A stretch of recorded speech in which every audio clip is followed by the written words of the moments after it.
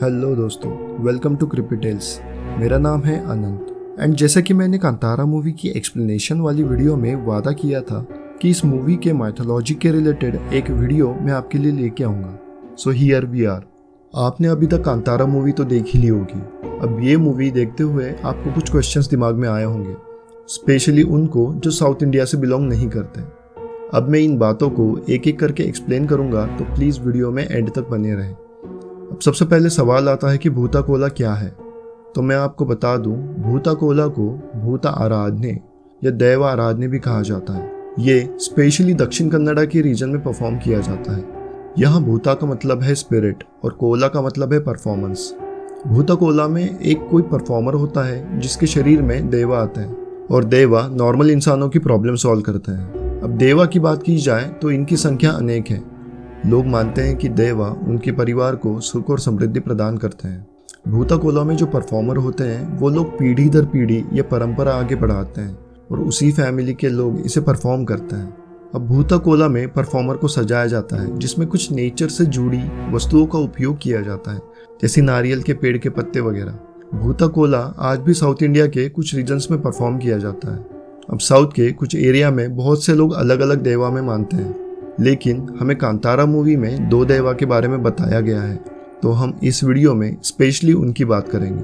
अब सबसे पहले बात करते हैं पंजूर्ली देवा की। पंजूर्ली शब्द का मतलब वराह होता है। अब इनकी स्टोरी के बारे में बात करें तो इन देवा के बारे में जो स्टोरी आती है जिसमें बताया जाता है कि एक बार 5 वराह का एक ग्रुप था। इस ग्रुप में से एक बार एक वराह भटक जाता है। अब एक बार माता पार्वती कहीं से जा रही होती है तो उन्हें वो वराह यानी कि सुअर दिखाई देता है।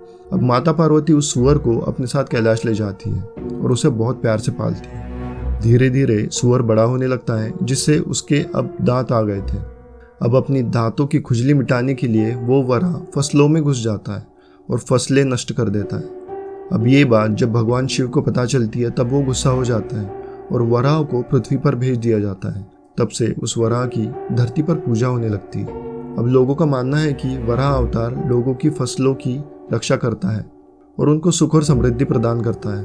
और जैसा कि मूवी में दिखाया गया है, इसी देवा को राजा अपने साथ ले जाते हैं जिससे उन्हें सुख और शांति प्राप्त होती है। अब आगे बात करें गुलिगा देवा की, जो कि मूवी के अंत में शिवा के अंदर आके लैंडलॉर्ड को खत्म करते हैं। इनके बारे में स्टोरी है जिसमें एक बार माता पार्वती शिव जी के लिए भस्म लेके आई थी। उस भस्म में शिव जी को एक पत्थर या कंकड़ मिलता है जिसे वो फेंक देते हैं।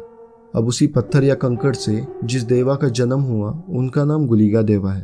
अब इन्हीं गुलिगा देवा को भगवान विष्णु जी के पास उनकी सेवा के लिए रखा जाता है। गुलिगा देवा की बात करें तो इनका नेचर थोड़ा गुस्से वाला और नटखट है और इनको बहुत ज़्यादा भूख भी लगती है। अब जब भगवान विष्णु के पास देवा जब सेवा कर रहे थे तब वो कुछ अजीब सी चीज़ें और हरकतें करते हैं। अब आखिर में भगवान विष्णु ने तंग आकर उन्हें एक औरत के पेट से जन्म लेने का श्राप दे दिया। अब 9 महीने के बाद उस औरत के पेट से पेट चीर के गुलिगा देवा बाहर आते हैं। अब 9 महीनों से भूखा होने के कारण वो जो भी चीज़ सामने आती है उनको खाना स्टार्ट कर देते हैं। अब उनकी भूख से लोग परेशान हो गए थे। तब विष्णु जी स्वयं आते हैं और गुलिगा देवा को अपनी छोटी उंगली खाने देते हैं। तब जाके गुलिगा देवा की भूख शांत होती है और तब उन्हें धरती पर भेज दिया जाता है। अब हम कांतारा मूवी के लास्ट वाले सीन को याद करें जिसमें शिवा के अंदर गुलिगा देवा आ जाते हैं, तब हम देख पाते हैं कि सब लोग उनके सामने खाना और पफ्ड राइस रखते हैं, वो इसी वजह से। अब बैक टू स्टोरी, जब गुलिगा देवा को पृथ्वी पर भेज दिया जाता है तब भी वो शांत नहीं रह पाते और कुछ ना कुछ करते रहते हैं। अब ऐसे ही एक बार घूमते घूमते गुलिगा देवा पंजूर्ली देवा की सीमा में चले जाते हैं और अब इन दोनों में झड़प हो जाती है। एट द एंड जब झगड़ा बहुत ज़्यादा बढ़ जाता है तब माता दुर्गा स्वयं प्रकट होती है और झगड़ा रुकवाती है और यहाँ इन दोनों को साथ में रहने का आदेश मिलता है, जिसके अनुसार अब पंजूर्ली देवा उस भूमि के शासक बनते हैं और गुलिगा देवा उस भूमि के क्षेत्रपाल।